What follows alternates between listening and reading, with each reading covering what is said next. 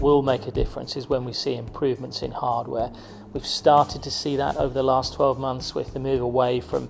virtual reality delivered by phone, and instead standalone headsets now. I think we'll continue to see that over the next few years, and come 2022, 2023,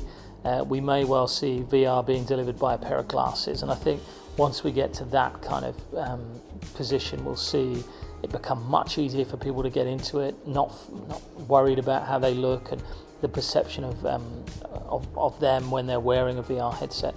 And I think that will perhaps be when we see this public tipping point that people talk so much about. As far as VR headsets being in public and getting people to use them, I think there's a big difference between headsets being manufactured and handed out, and another thing where people actually do want to use them and have a reason to use them. So the way to get them mainstream is for it to be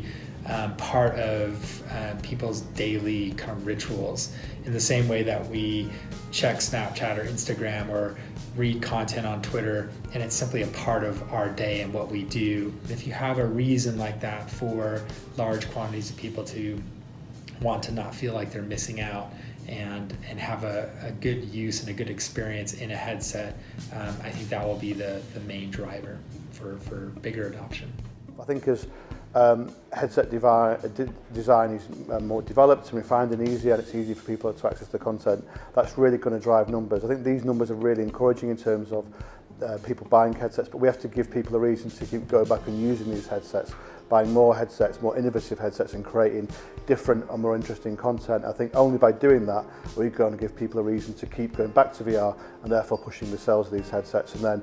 implementing and making VR part of everyone's content consumption on a daily basis.